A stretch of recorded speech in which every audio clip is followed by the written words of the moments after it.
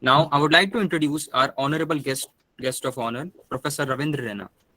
Dr. Ravinder Rena is a profound academician and distinguished scholar in economics, writer, editor, advisor, and motivational speaker, and a public intellectual with over 29 years of teaching and research experience in Asia Pacific, Africa, and European continents.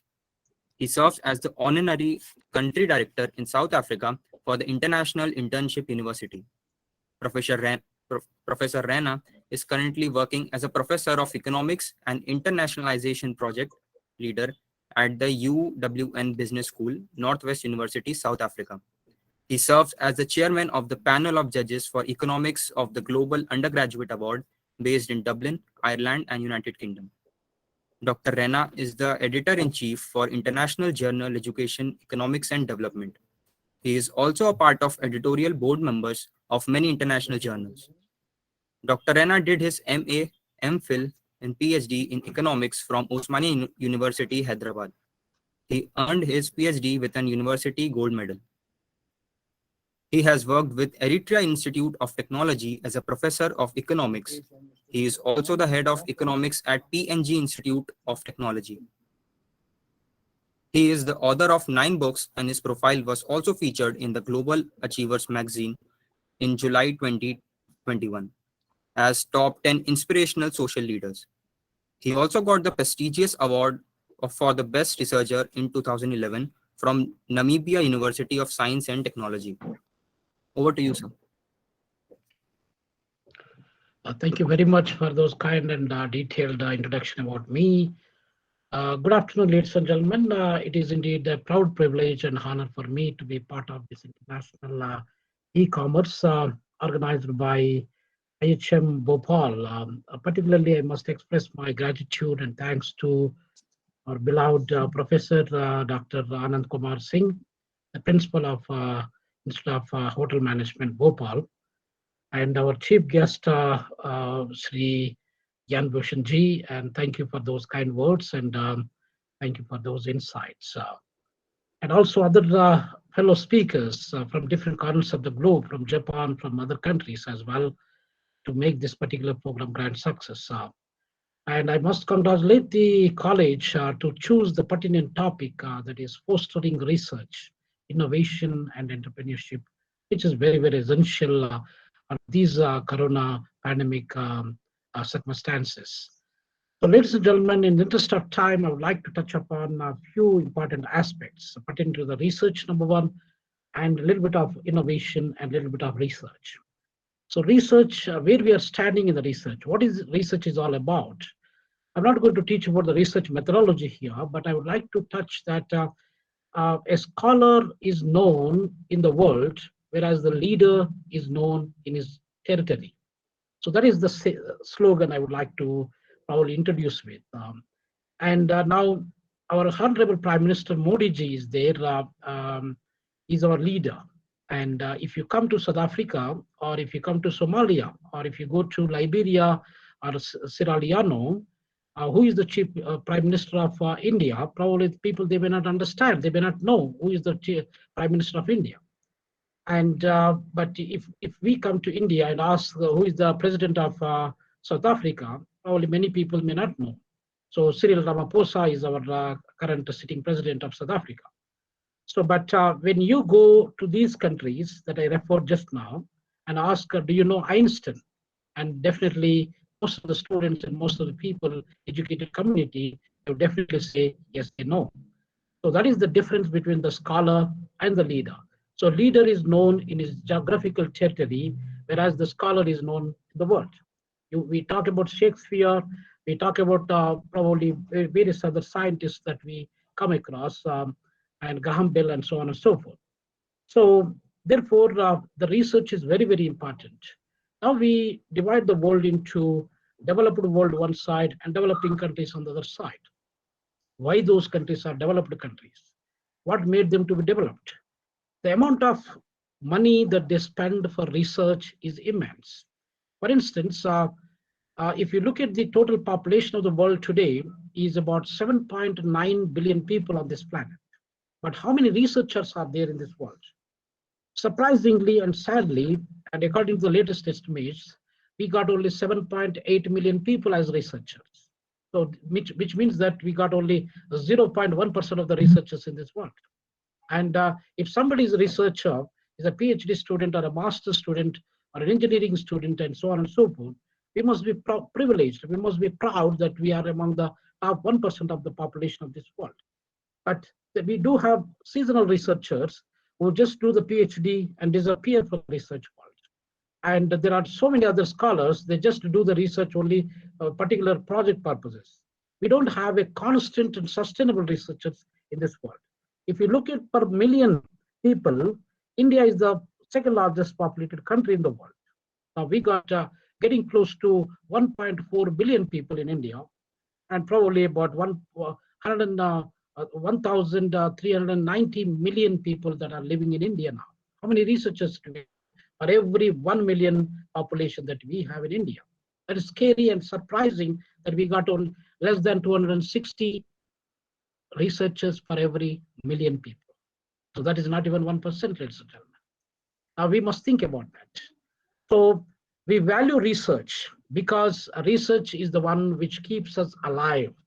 Now, the people living here are people attending this conference here, and in the coming 50 to 70 years down the line, none of us are going to be alive in this world. And that is for sure. That is the fact. Now, what makes you to be alive? Shakespeare died a long time ago. Einstein died also probably 70, 75 years ago. But we still remember Einstein because of his scholarly contributions. Now, we talk about our great Nobel laureate, Amartya Kumar Sen ji. And Amartya Kumar Sen ji is probably about 87 years old. Now, the amount of literature that he produced, the scholarly contribution that he made to this world in development economics, and he got a Google Scholar citation more than 350,000, which means that 350,000 citations are there for him. Even if one day or the other day, probably we are all going to leave, and Amartya Kumar Sen also going to leave us, but we will remember him still because of his scholarly contributions. So, ladies and gentlemen, research is a unique activity or unique opportunity that we should engage in developing, in addressing some of the socio economical, cultural, scientific, and technological issues. Now, this is about the research side of the story. If you look at the developed countries in the world, they spend immensely on research. The largest economy in the world is America. And America is having about 23 to 24 trillion dollars as its total income. And America spends probably more than $600 billion on research and development. And in America is the only country in the world which has got close to 4,500 people for every 1 million population in USA. So meaning that we got only 260 or less than 260, and they got 4,500 researchers for every million people. Africa, where I'm sitting here, we got 520 researchers for every 1 million people. So meaning that our per capita research in South Africa is more than double than that of India. So we need to think about that. We need to, if you look at the investment side, the major economies, America spends more. China is the second largest economy, which is about close to $14.6 trillion. How much they are spending? They're also spending 2.2% of their GDP. America spent 3.2% of the GDP. Japan also spends about 3.2% of the GDP. How much India spends? We spend less than 1%. And where do we get a top-rated research? Why these developed countries in the world, they could able to dominate in science and technology, innovation, entrepreneurship areas, because they spend a huge amount of money on research. So ladies and gentlemen, we must think about that. So we spend so many things on social grants, for example. Of course, country like India, we need social grants, but at the same time, we need to, in order for us to move forward to the next generation and to make India as one of the probably scientifically and technologically developed country in the world, we must put a lot of money into the research and development purposes. And the amount of money that we spend per capita expenditure also, we spend very little money on research and development. Now, if you look at the other countries like South Korea, Japan, Germany, France, UK, They spend significant amount of money on research. That's why they're in the top 10 economies in the world. Just before 200 years ago or 220 years ago, which was the largest economy in the world, obviously there will be different answers they come forward. So it is none other than India. India is happen to be the largest economy in the whole world by about 1,800 years, ladies and gentlemen. Now, if you look at science, technology, innovation, medicine, mathematics, statistics, Indians have been proven that they are the pioneers in this field. Now, we got zero. Zero was invented by Aryabhatta, who was found to be the foundation. Now, if you look at that entire scenario background, so Indians are contributing to the science and technology. That is why India is the richest economy in the world for 1,800 years, ladies and gentlemen. Now, starting from 1870 until today, 2021, which is the largest economy, is none other than America.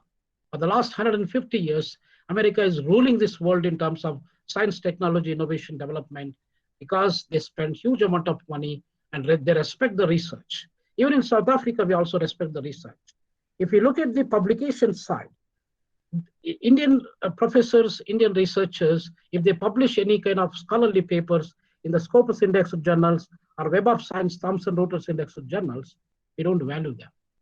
And we don't even appreciate by giving some kind of honorariums or research grants. But in South Africa, for every single article that is being published by one professor or lecturer or a PhD scholar, they get close to 7,50,000 rupees, ladies and gentlemen. So that kind of incentives we need to promote in Indian context. As part of the new education policy, which is going to be implemented from next year onwards, so we need to change some structural changes in order to promote our innovation, in order to promote our entrepreneurship skills, in order to promote our research skills of our people, actually. So that is, unless otherwise we make some radical reforms within our structures, it is going to be very difficult for us. We were number one for 1,800 years. Now we are sitting with number 5 position, ladies and gentlemen. And in terms of every aspect, Indians are known for their scholarly contributions. Even you go to Harvard University, for the first time, Harvard University appointed as a dean of that faculty, business faculty, Nitin Ora, who is born and brought up in India and educated by IIT Mumbai. That is the gentleman. He was appointed for the first time as a dean. In that capacity, none other than Americans, that was the first time that he's been appointed. So thereafter, even last year, the beginning of this year also, there is another dean who was appointed, is also an Indian origin person.